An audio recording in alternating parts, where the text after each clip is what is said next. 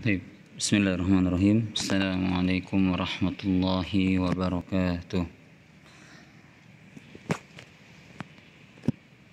الحمد لله ثم الصلاة والسلام على رسول الله وعلى آله وأصحابه ومن تبعهم بإحسان إلى يوم الدين، وبعد.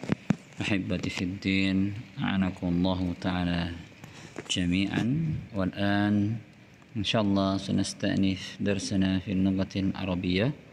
وقد أخذنا في الماضي مقرأ جميل ما يتعلق بالجوائز العالمية، والآن إن شاء الله سندرس قاعدة من قواعد اللغة، ألا وهي ضمائر النسب المتصلة. أظن لو أدركتم أو لو ذكرتم قد أخذنا هذه المسألة أو هذه القاعدة عندما مررنا في الدورة في العطلة المستوى الماضي، أليس كذلك؟ الضمائر النسب المتصلة. قد بينت لكم كثير من أنواع الضمائر. هناك ضمير رفع منفصل، مثل هو هما هم. ثم هناك ضمير رفع متصل، مثل ضربت، ضربنا، ثم فعل، فعلوا، وغير ذلك. ثم هناك ضمائر الجر المتصل أو المتصلة، مثل كتابي،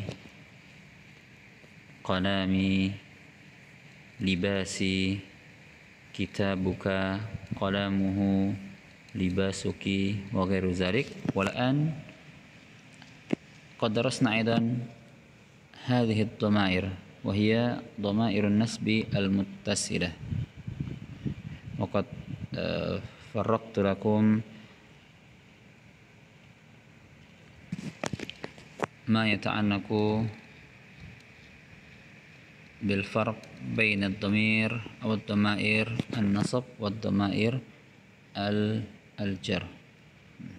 مراجعة لكم فلا بأس، سنبحث هذه المسألة بالسهولة يعني.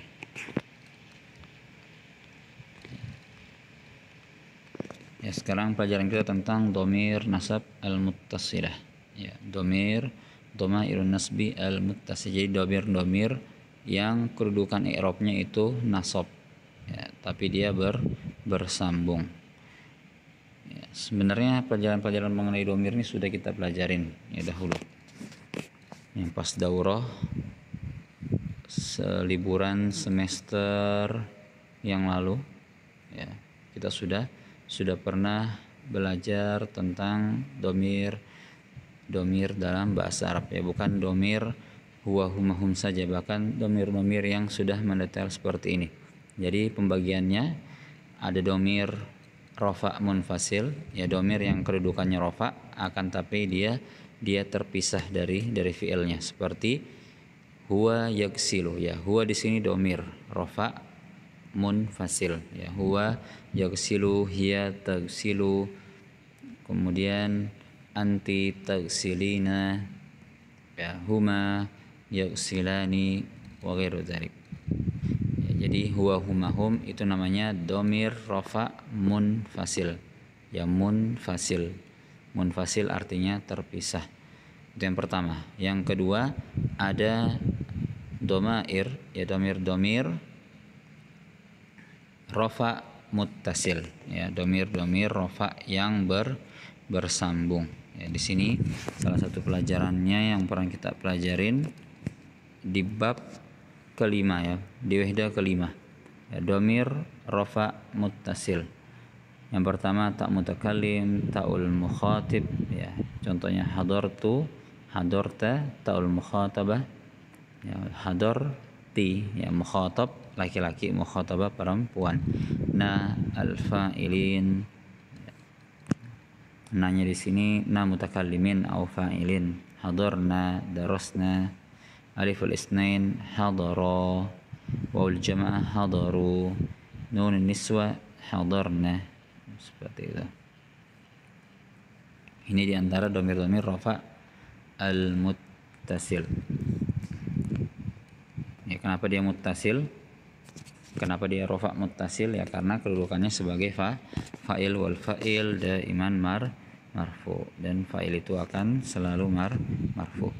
Nah, bisa dilihat ya di wihdah kelima. Nah, kemudian ada juga yang pernah kita pelajari domir atau domair al-jar al-muttasilah. Jadi domir-domir yang kedudukannya jar majrur dan dia bersambung dengan isim. Ingat ya, kalau domir jar yang bersambung itu berkaitan dengan isim ya, karena jar itu khusus alamat isim ya, dan fiil tidak mungkin jar ya. Contohnya yang pernah kita pelajari, qalami, pulpen saya, kitabi ya, bukuku, kitabuka, bukumu, qalamuka, pulpenmu, libasuka, bajumu ya, dan lain sebagainya. Pokoknya kalau ada isim disandarkan kepada domir itu namanya domir jarril muttasil. Nah, domir yang dalam keadaan jar muttasil. Jarnya kenapa? Karena dia mudhafun ilaih ya. Jar kenapa? Karena dia mudhafun ilaih. Nah, sekarang kita akan membahas yang keempat ya, membahas yang keempat, domir nasab muttasil. Ya, jadi rofa itu ada dua ya. Rofa ada dua. Yang pertama munfasil, yang kedua muttasil. Yang majrur satu saja, nggak ada yang lain. Jadi nomor 3 dia domir jaril muttasil. Yang keempat domir nasab muttasil ya. Jadi jar sama nasab cuma muttasil saja. Jadi cuma muttasil saja. Ya, kalau rofa ada muttasilnya, ada munfasilnya. Oke. Ya. Di sini ada contoh ya mutakallim sama na mutakallimin ya, fahasani at-tabibu. Jadi ingat kenapa dia dikatakan nasab, karena kedudukannya sebagai maf'ulun bih atau objek. Fahasani at-tabibu, dokter memeriksa saya ya. Dokter memeriksa saya. Jadi saya di sini sebagai objeknya ya. Jadi sayanya adalah yang diperiksa. Makanya dia kedudukannya dalam i'rab ya, atau alamatnya dalam i'rab adalah nasab. Fahasana at-tabibu, dokter memeriksa kami ya, ini juga ya. Nah, terus di sini harus kita perhatikan ya, bedanya antara domir nasab dengan jar di di domir ana ya. Kalau fiil dia harus pakai na ya, harus pakai na. Fahasani ya, fahasani seperti itu, namanya nun wiqayah, namanya nun wiqayah ya, fahasani ya.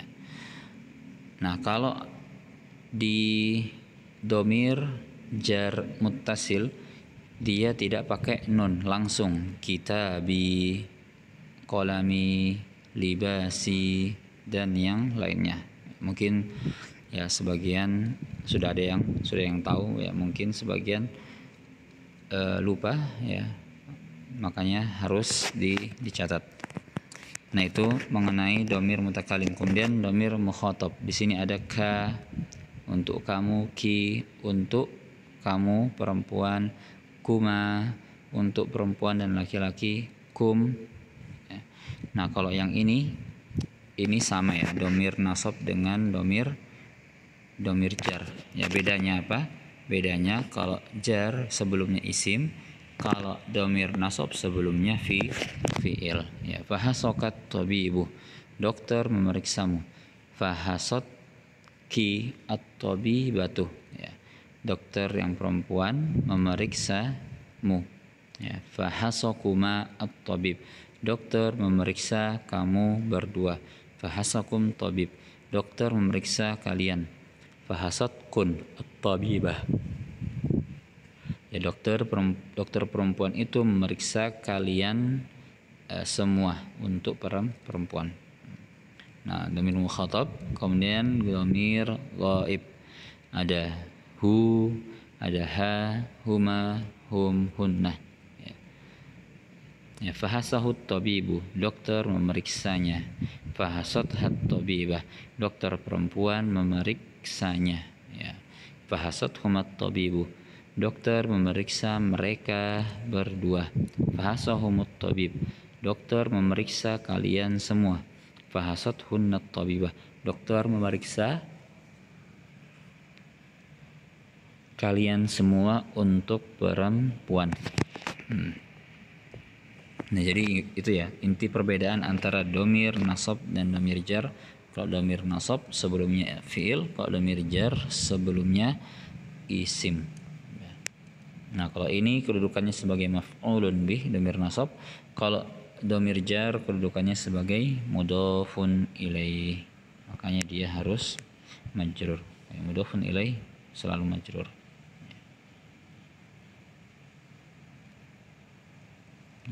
طيب هنا كثير من التدريبات، فأعملوا هذه التدريبات إن شاء الله. لو التقينا في الفصل سنجيب معا لتلك التدريبات. طيب. Nah, di sini juga dipelajari beberapa perubahan sorof ya, seperti qabala, mutakallimun, qabalna, as-sahih kita. Jadi di sini yang digunakan langsung domir nasabnya ya. Jadi qabala fiilnya, kalau untuk mutakallimun berarti nahnu, ya, qabalana, ia menemui kami. Al-ghaib qabalahu, al-ghaibah qabalaha, ya, ghaiban qabalahuma, ya, al-ghaibun qabalahum, al-ghaibat qabalahunna. Jadi yang di sini di atasnya ini menentukan domir apa yang dipakai. Kalau mutakallimun berarti nahnu, jadi qabalana. Ghaib berarti huwa, ghaibah hiya, ghaibani huma, ghaibuna hum, ghaibat hunna.